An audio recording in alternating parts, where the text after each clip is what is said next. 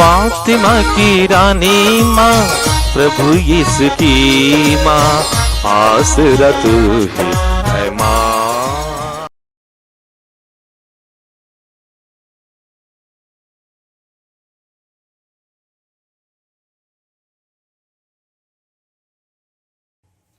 पहला पाठ प्रकाशना ग्रंथ अध्याय 11 पद संख्याएं 19 से 12, 1, 16, 10 तक।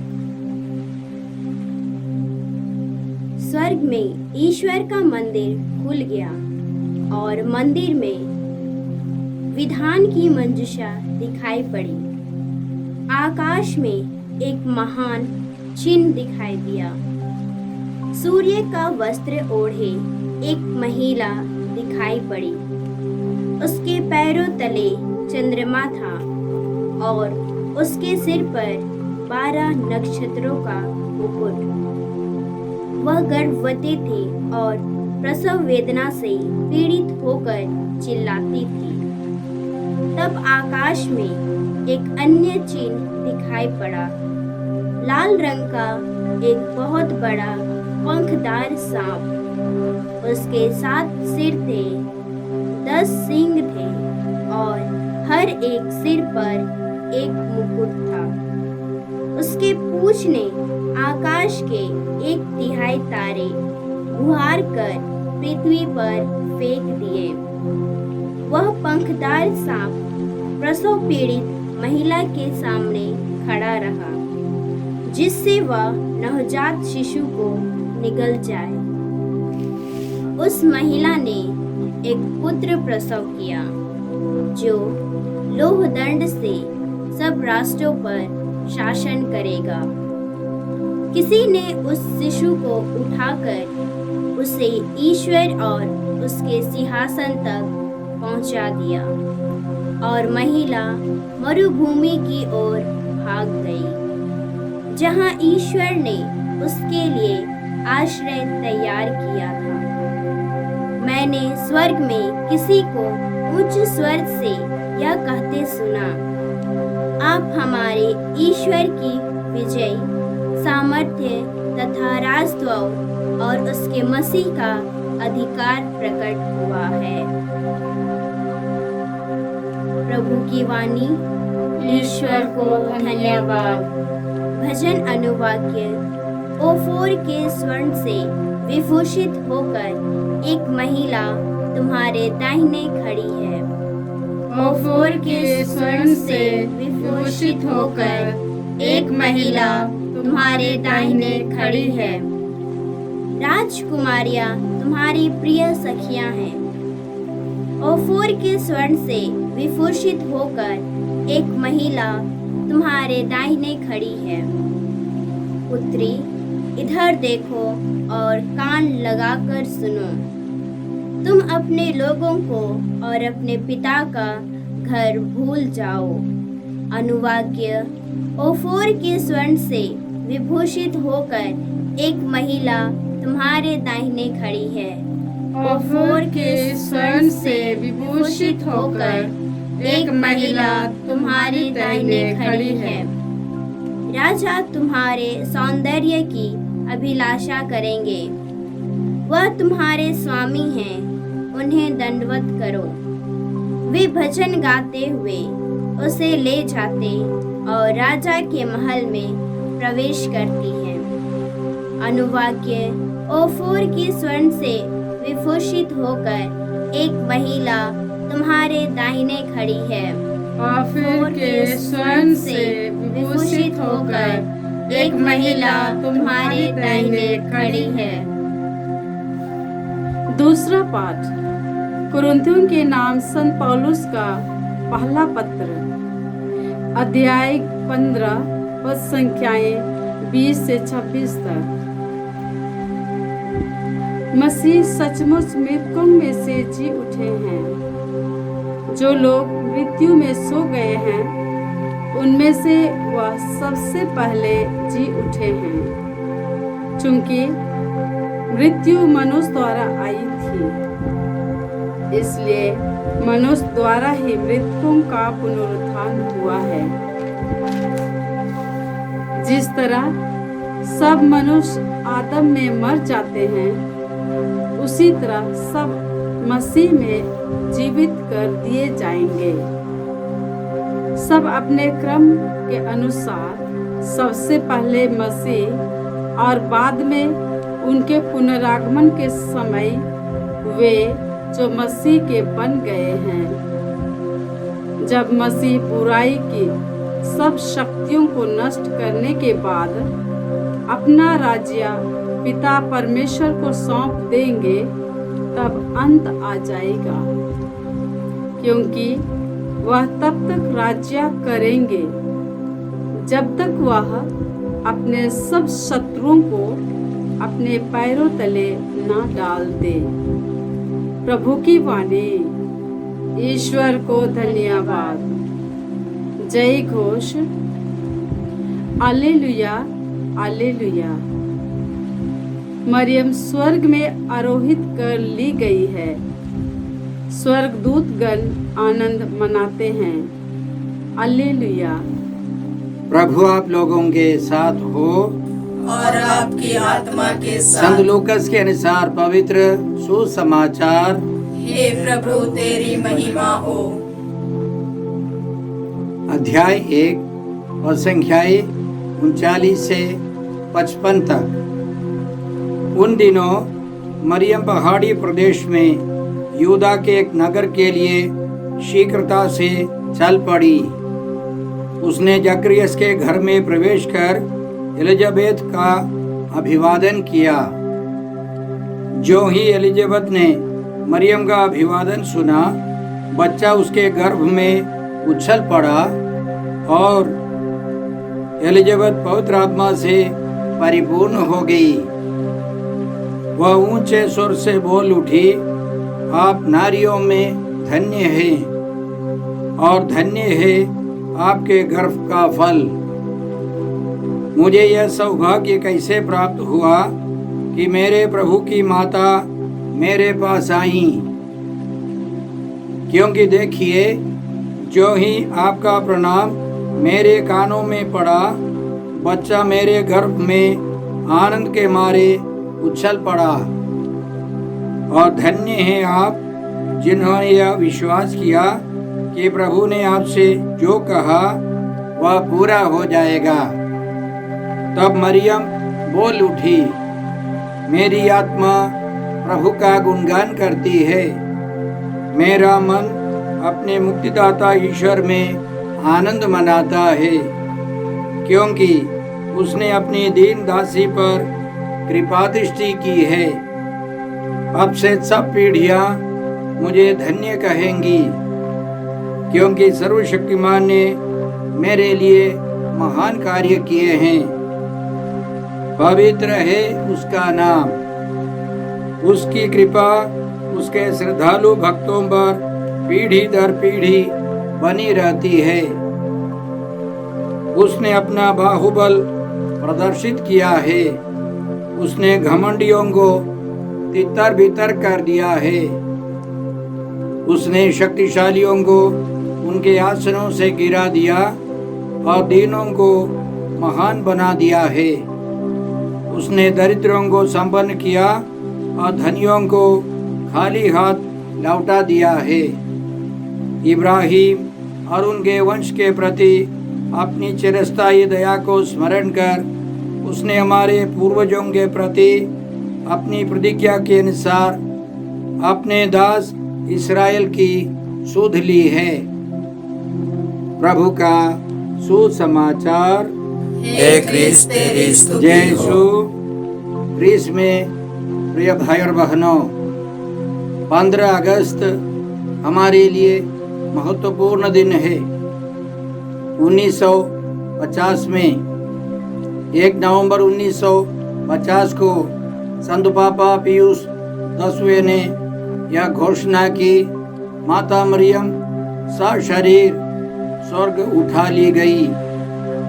अपने जीवन की समाप्ति पर माता मरियम को ईश्वर ने महिमान्वित कर उनके शरीर के साथ स्वर्ग में ले लिया। और यह विश्वास की बड़ी सच्चाई है, डोक्मा है हमें इस सच्चाई में विश्वास करना है। यह हमारे लिए महापर्व है। आज के दिन हर एक विश्वासी को चर्च जाना है, मिसा बलिदान में योग्य रीति से भाग लेकर परम प्रसाद में उपस्थित प्रभु यीशु को ग्रहण करना है। साथ साथ हम भारतवासियों के लिए यह आज़ादी का दिन है।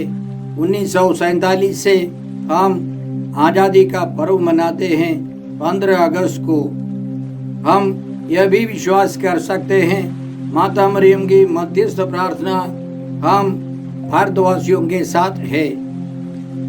इसलिए हम आज के पवित्र वचनों में विश्वास करें, उनमें विश्वास कर माता मरियम से सीखे, उनके मध्यस्थता मांगे।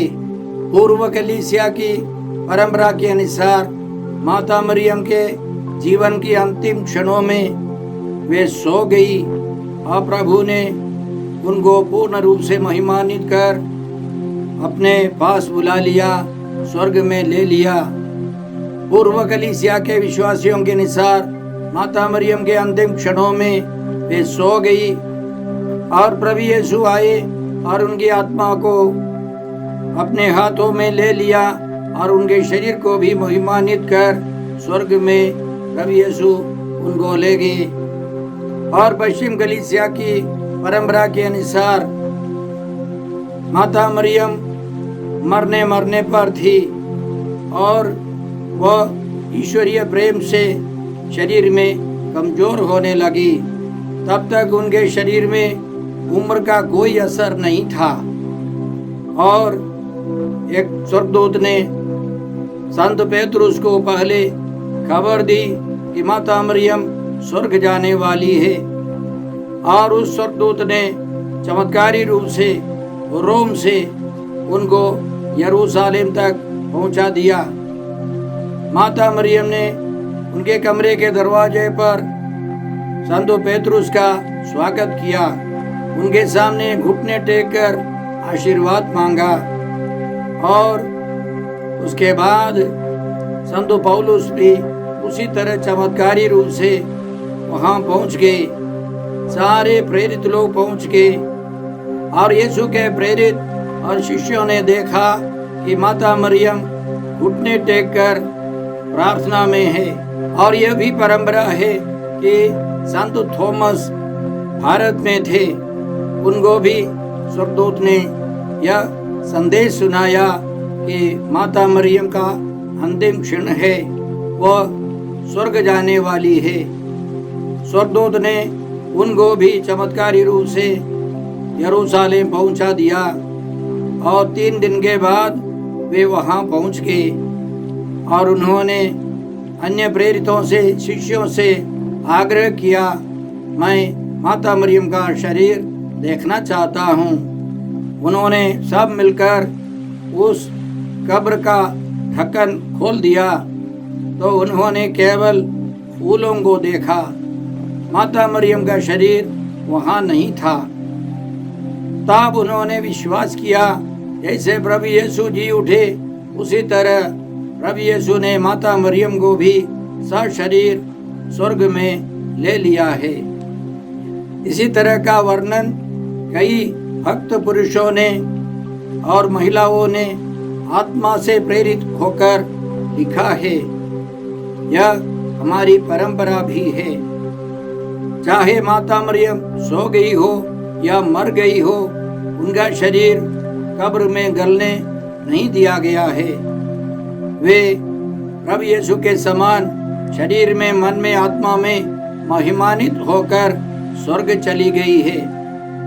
पूर्वी कलीसिया के कलाकारों ने यह दर्शाया है कि माता मरियम लेटकर सो रही है, उनके चारों तरफ यीशु के प्रेरित लोग, शिष्य लोग हैं। पश्चिम कलीसिया के चित्रकारों ने भी यह दिखाया है कि माता मरियम की कब्र के पास सब प्रेरित लोग जुटे हैं। कहने का तात्पर्य यह है कि माता मरियम के अंतिम क्षणों में प्रभु यीशु के प्रेरित और उनके शिष्य उनके चारों तरफ थे। तब से वे लोग माता मरियम से विशेष रूप से भक्ति रखने लगे, उनसे प्रार्थना करने लगे। संकट और समस्याएं आने पर संत पेत्रुस माता मरियम से प्रार्थना करते थे और माता मरियम जीवित रहते हुए भी पेत्रुस के सामने दर्शन देकर सहायता करती थी, आशीर्वाद देती थी। लेकिन जब पेत्रुस यरूशलेम में पहुंचे, माता मरियम के अंतिम क्षणों में भाग लेने के लिए माता मरियम ने घुटने टेक कर पेत्रुस से आशीर्वाद मांगा। कलीसिया के अधिकारी संत पापा मानकर माता मरियम विनम्र होकर आशीर्वाद मांगने लगी। और इसी तरह परंपरा है कि यीशु के सभी प्रेरित अपनी समस्याओं में माता मरियम से प्रार्थना करते थे। माता मरियम जीवित रहते हुए उनको प्रेरणा देती थी, दर्शन देकर उनके साथ रहकर प्रेरणा देती थी। ये सब हमारी परंपरा है, इन सबों में हमको विश्वास करना है और माता मरियम से बहुत कुछ सीखना है। इसलिए आज के दूसरे पाठ में हमने सुना कुरिन्थियों के नाम पहले पत्र अध्याय 15 और संज्ञाएं 20 से, जिस तरह सब मनुष्य आदम से संबंध के कारण मरते हैं, उसी तरह सब मसीह से संबंध के कारण पुनर्जीवित किए जाएंगे। सब अपने क्रम के अनुसार, सबसे पहले मसीह और बाद में उनके पुनरागमन के समय वे जो मसीह के बन गए हैं। प्रभु यीशु जीवितों में जी उठने वाले सबसे प्रथम व्यक्ति है। प्रभु यीशु सबसे पहले मरकर महिमा के साथ जी उठे हैं। इसी अध्याय के 45वें वचन में संत पौलुस हमको इस प्रकार समझाते हैं। धर्म ग्रंथ में लिखा है कि प्रथम मनुष्य आदम जीवंत प्राणी बन गया और अंतिम आदम जीवनदायक आत्मा। पहला आदम मनुष्य था, वह इस पृथ्वी का था, वह जीवंत प्राणी बन गया और अंतिम आदम प्रभु यीशु जीवनदायक आत्मा। जो पहला है वह आध्यात्मिक नहीं बल्कि प्राकृत है, प्रकृति का है। इसके बाद ही आध्यात्मिक आता है।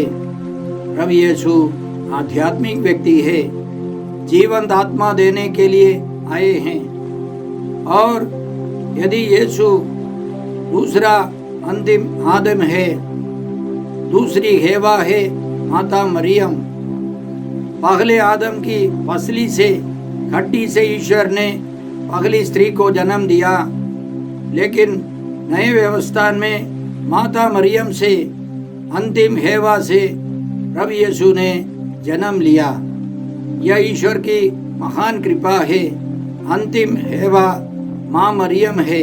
पुराने व्यवस्था में मूसा और मंजूषा, नए व्यवस्था में संतमती के अनुसार वह मूसा, अंतिम मूसा यीशु है और वह मंजूषा माता मरियम है।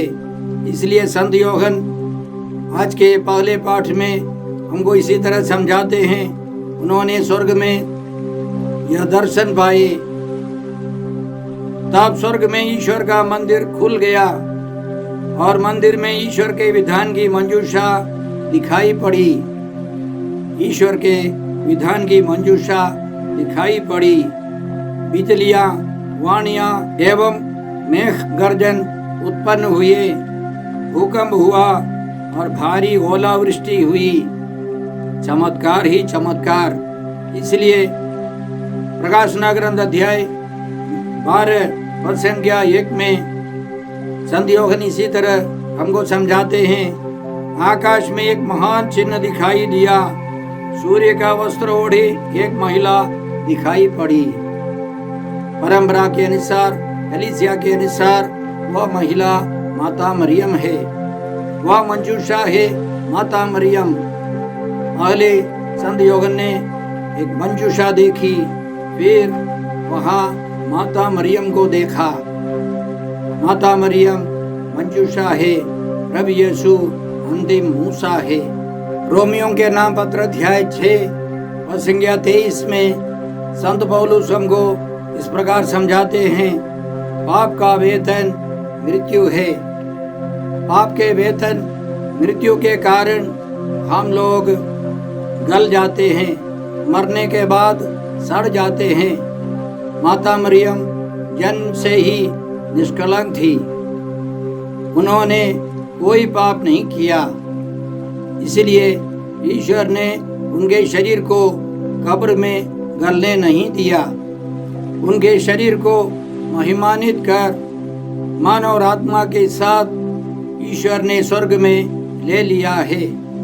इसलिए संत यूहन्ना प्रकाशन ग्रंथ अध्याय 12 और संज्ञा 1 से इस प्रकार हमको समझाते हैं। आकाश में एक महान चिन्ह दिखाई दिया। सूर्य का वस्त्र ओढ़े एक महिला दिखाई पड़ी। उसके पैरों तले चंद्रमा था और उसके सिर पर 12 नक्षत्रों का मुकुट। बाइबल पंडितों के अनुसार माता मरियम के पैर के नीचे जो चंद्रमा है वह सब पृथ्वी और इस ब्रह्मांड के सारे सामान है, सारी वस्तुएं हैं जो नष्ट हो जाती हैं। इसलिए माता मरियम उस चंद्रमा के ऊपर खड़ी है। वह अनंत काल तक स्वर्ग में विराजमान है और उनका कपड़ा जो है वह सूरज है। सूरज के प्रकाश से तेज और उनके सिर पर 12 नक्षत्रों का मुकुट है। यह मुकुट अनंत जीवन का महिमा का प्रतीक है। यह भी हो सकता है कि 12 प्रेरित जैसे पुराने व्यवस्था में याकूब के 12 पुत्र थे, वे 12 गोत्र के पिता बन गए और उसी तरह प्रभु यीशु 12 प्रेरितों को तैयार करते हैं। वे स्वर्ग में विराजमान है। प्रभु यीशु के साथ बैठकर 12 गोत्रों के नेता लोग 12 सिंहासनों पर बैठकर सबों का न्याय करने वाले हैं। माता मरियम स्वर्ग की रानी है और वे स्वर्ग में जीवित है, हमारे लिए प्रार्थना करती रहती है। आज के सुसमाचार में हमने सुना, उन दिनों मरियम पहाड़ी प्रदेश में यूदा के एक नगर के लिए शीघ्रता से चल पड़ी। उसने जकरियस के घर में प्रवेश कर एलिजाबेथ का अभिवादन किया। माता मरियम नए व्यवस्थान की मंजूषा है। हम लोग पहले इतिहास ग्रंथ अध्याय 13 से पढ़ते हैं कि मंजूषा ओबेद एदोम के खलिहान में रखी गई थी। 3 महीनों तक वह मंजूषा वहाँ थी। ईश्वर ने उस परिवार को विशेष रूप से आशीर्वाद दिया। यह सुनकर दाऊद राजा अपने सेवकों के साथ धूमधाम से जाकर उस मंजूषा को लेके आया, अपने स्थान पर उसे रख दिया। और उसी तरह माता मरियम यूदा के पहाड़ी प्रदेश में चली जाती है और जकरियस के परिवार में 3 महीनों तक रहती है। उस परिवार के सभी सदस्यों को बालक यीशु ने पवित्र आत्मा से भर दिया। हमने यह भी सुना, जो ही एलिजाबेथ ने मरियम का अभिवादन सुना, उसके गर्भ में जो बच्चा था यूहन्ना बपतिस्ता, वो आनंद के मारे उछल पड़ा और एलिजाबेथ और यूहन्ना पवित्र आत्मा से भर गए। और हम इस भाग के अंतिम में पढ़ते हैं, जकरियस भी पवित्र आत्मा से भर गया। 3 महीनों के अंदर उस परिवार में बहुत सारे चमत्कार। और एलिजाबेथ यह भी घोषणा करती है, आप नारियों में धन्य है और धन्य है आपके गर्भ का फल। मुझे यह सौभाग्य कैसे प्राप्त हुआ कि मेरे प्रभु की माता मेरे पास आई। ईश्वर की माता एलिजाबेथ के घर पहुंची और पूरा परिवार धन्य हो गया। तब माता मरियम ने जो घोषणा की है हम बार बार दोहराते हैं, मेरी आत्मा प्रभु का गुणगान करती है, मेरा मन अपने मुक्तिदाता ईश्वर में आनंद मनाता है, क्योंकि उसने अपनी दीन दासी पर कृपा दृष्टि की है। अब से सब पीढ़ियां मुझे धन्य कहेंगी। माता मरियम जीवित रहते हुए यीशु के प्रेरित लोग, यीशु के शिष्य लोग उनको ईश्वर की माता मानते थे और उनसे प्रार्थना करते थे। और माता मरियम यह भी घोषणा करती है, सर्वशक्तिमान ने मेरे लिए महान कार्य किए हैं, पवित्र है उसका नाम। ईश्वर की महिमा माता मरियम गाती रही और स्वर्ग में भी गाती रहती है। इसलिए हम माता मरियम से बहुत कुछ सीख सकते हैं। सबसे पहले माता मरियम ने इस दुनिया में एक भी पाप नहीं किया है। उनका शरीर पूर्ण रूप से पवित्र आत्मा का मंदिर है। हम भी यह प्रार्थना करें, प्रयास करें, हमारे अंदर, हमारे शरीरों में पवित्र आत्मा हमेशा निवास करे और हम पवित्र त्रित्व निवास करें। हम अपने शरीर को पवित्र बनाए रखें। दूसरा है, माता मरियम हमेशा दूसरों के लिए जीती थी। प्रभु यीशु के क्रूस के नीचे खड़ी थी। मानव मुक्ति के लिए प्रभु यीशु दुखों से तड़प रहे थे। उनको मालूम था ईश्वर का वचन, यदि हम यीशु के साथ दुख भोगते हैं तो हम उनके साथ महिमान्वित होंगे। हमारे दुखों के द्वारा दूसरों को सांत्वना और मुक्ति मिल सकती है। माता मरियम के साथ सबसे ज्यादा दुख भोगने वाली माँ मरियम है। उनको बहुत सारी कृपाएं मिली, भारी दुख उठाने की भी कृपाएं मिली। माता मरियम के साथ हमारी मुक्ति के लिए वे प्रार्थना करती रही। उसी तरह हमें भी अपने जीवन में मुक्ति के लिए प्रार्थना करनी है, दूसरों की मुक्ति के लिए प्रार्थना करनी है, प्रयास करना है। माता मरियम हमेशा हमारे लिए प्रार्थना करती रहती है, प्रेरणा देती रहती है। और इसलिए हम लोगों ने आज स्तोत्र 45 लिया है, भजन अनुवाक्य के रूप में, भजन के रूप में, क्योंकि आदिम कलीसिया से स्तोत्र 45 प्रभु यीशु और माता मरियम के आदर में आदिम कलीसिया के लोग इसको दोहराते थे। हम लोग इस स्तोत्र के अंतिम में पढ़ते हैं, आपके पुत्र आपके पूर्वजों के उत्तराधिकारी होंगे, आप उन्हें समस्त पृथ्वी पर शासक के रूप में नियुक्त करेंगे। मैं भावी पीढ़ियों में आपके नाम की स्मृति जीवित रखूंगा, इससे राष्ट्र सदा सर्वदा आपकी स्तुति करे।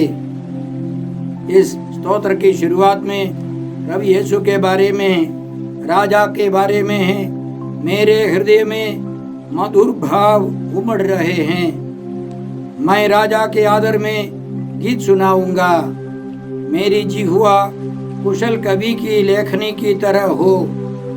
माता मरियम और प्रभु यीशु के आदर में हम यह भजन दोहराते हैं और प्रार्थना करते हैं कि हम प्रभु यीशु का प्रचार करें, माता मरियम का प्रचार करें। माँ मरियम के द्वारा सभी लोग प्रभु यीशु के पास आए, मुक्ति का अनुभव करें। आइए हम प्रार्थना करें, विशेष रूप से हमारे देशवासियों के लिए।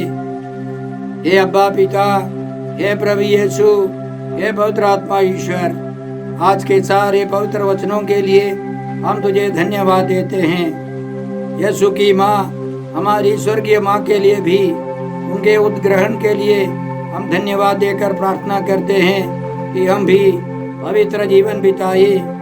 माँ मरियम की सहायता से, उनके मार्गदर्शन से आगे बढ़ सके, हम सब उनके समान स्वर्ग में पहुंच सके। हम यह प्रार्थना करते हैं प्रभु क्रिस्त के द्वारा।